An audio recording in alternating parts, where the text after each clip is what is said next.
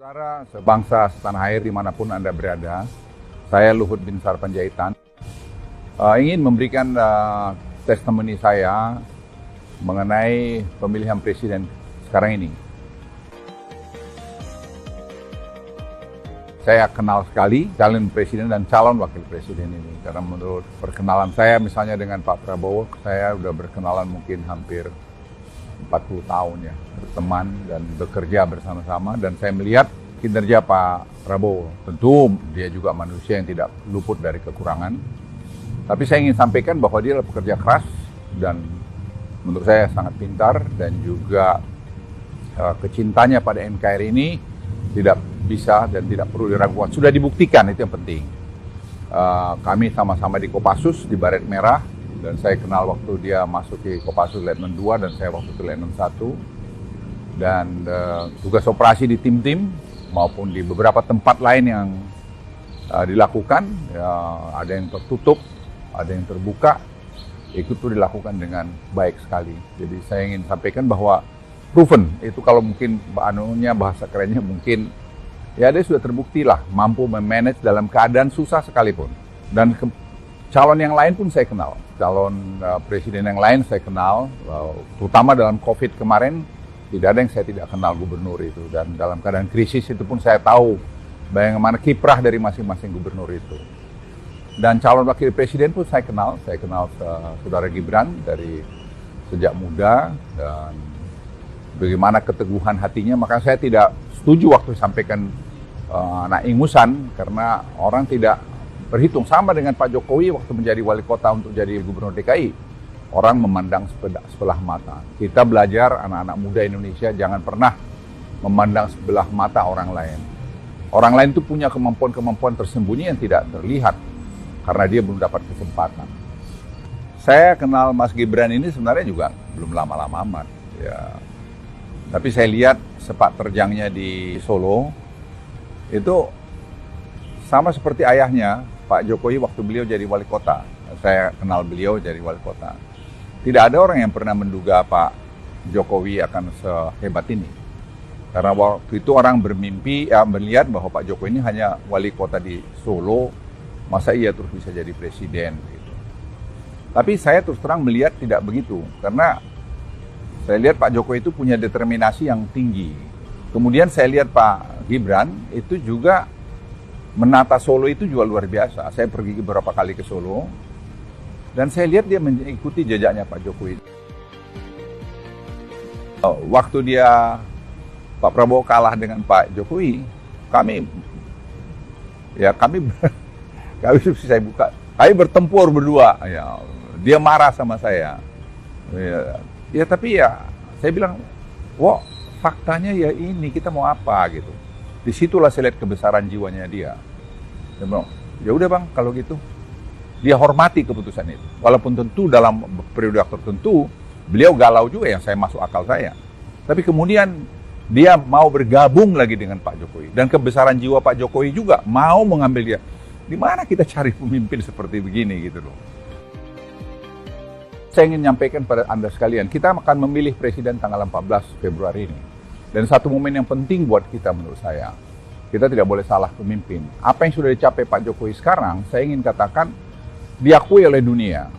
Ya, saya kemarin waktu di Singapura, banyak yang menjenguk saya, baik itu dari utusan khusus Presiden Biden, John Kerry, maupun dari pemerintah, menteri-menteri dari Singapura, dan banyak lagi yang lain datang melihat saya. Itu semua mengapresiasi terhadap ekonomi Indonesia, terhadap leadership Pak Jokowi yang mampu bernavigasi di tengah-tengah sulitnya ekonomi dunia saat ini. Kita masih inflasi di bawah 3%, ya, kita punya sekarang 44 bulan berturut-turut kita punya ekspor surplus. Itu belum pernah dalam sejarah Indonesia, dan kita melihat juga betapa sekarang current account dulu selalu defisit, sekarang sudah kita ya surplus, kadang-kadang ada sedikit negatif, tapi itu tidak menjadi isu lagi. Itu yang membuat rupiah kita di tengah-tengah terpaan naiknya the Fed misalnya tidak terlalu banyak terpengaruh. Cadangan devisa kita yang terbesar sepanjang masa 146 miliar kalau saya tidak keliru, dan tahun ini, tahun depan mungkin kita akan bisa dekat ke 200 miliar. Semua karena kebijakan-kebijakan ekonomi yang dibuat oleh Pak Jokowi dengan tim ekonominya, yang menurut hemat saya itu juga tim ekonomi yang baik sekali. Ini kerjasama semua. Salah satu program yang menonjol itu adalah hilirisasi, yang diakui dunia dan di teman-teman negara berkembang di Afrika sekarang mencontoh kita. Dan mereka tuh bingung kenapa Presiden Joko Widodo berani melakukan menyetop ekspor daripada raw materialnya ke negara-negara maju. Saya jelaskan, kita masalah survival. Kita harus menikmati, rakyat Indonesia harus menikmati nilai tambah itu. Dan ini keberanian Pak Jokowi melakukan itu. Dan kalau kita lihat juga infrastruktur, banyak yang mengkritik mengenai kereta api cepat Jakarta-Bandung tidak jalan sekarang, semua orang menikmati.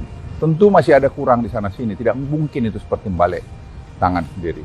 Dan kemudian saya bilang hilirisasi seaweed, rumput laut. Tidak ada mungkin, atau sedikit sekali bangsa ini yang tahu bahwa sekarang terjadi satu perubahan yang luar biasa. Ini program tidak jangka pendek, jangka menengah, panjang. Nah, ini diskusi semacam ini kan perlu keberlanjutan. Tidak mungkin selesai zamannya Pak Jokowi dan tidak mungkin juga selesai semua pada zaman presiden yang akan datang. Oleh karena itu kontinuitas menjadi kunci. Keberlanjutan menjadi kunci. Tidak perubahan-perubahan. Perubahan itu kita mulai dari nol lagi. Mulai dari nol lagi itu saya mengalami 10 tahun sebagai pembantu presiden, sebagai kepala staf presiden, dan sebagai menteri berbagai jabatan. Tidak gampang. Yang ngomong-ngomong itu ya hanya omong-omong aja. Coba dilakukan.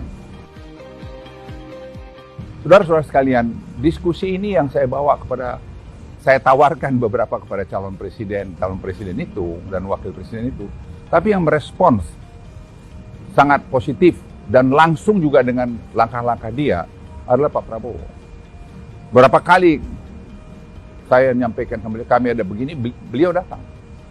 Beliau datang ke kami dan beliau mengirim timnya ke kami dan berbicara dengan tim kami dan beliau sangat setuju dan ini harus lakukan. Dia bilang sama saya, Bang, ini harus dilakukan, harus diteruskan. Karena ini program yang sangat baik sekali. Ini saya pikir perlu presiden yang paham dengan ini dan mau melakukan ini. Jangan pula nanti robah ganti yang lain, mengganti lagi. Kita riset sampai 4 tahun mengenai seaweed ini.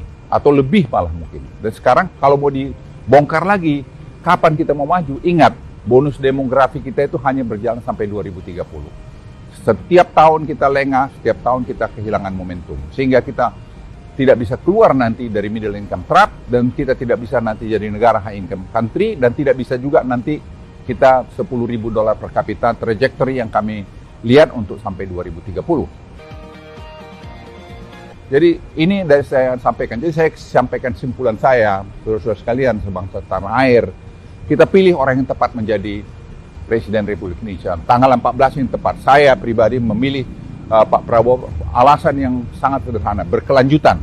Dan dia punya spirit NKRI yang bagus dan dia membuktikan keberhasilan dia yang lalu. Itu tidak dapat diungkiri. Itu dari saya, pesan dari saya sekali lagi Luhut Binsar Panjaitan, pilih Prabowo karena menurut saya dia pilihan terbaik untuk presiden pada saat ini. Dan itu akan membawa kemajuan ke Indonesia dan membawa keberlanjutan Indonesia. Dan terakhir, setelah tanggal 14 kita sudah coblos, kita damai lagi, guyup lagi. Jangan lagi datang dengan kata-kata yang tidak bagus. Kita harus berdamai, karena nanti 5 tahun lagi ada pesta demokrasi. Mari kita berpesta demokrasi dengan baik, dengan santun, supaya Indonesia ini menjadi bagus. Tidak ada yang menang adalah NKRI.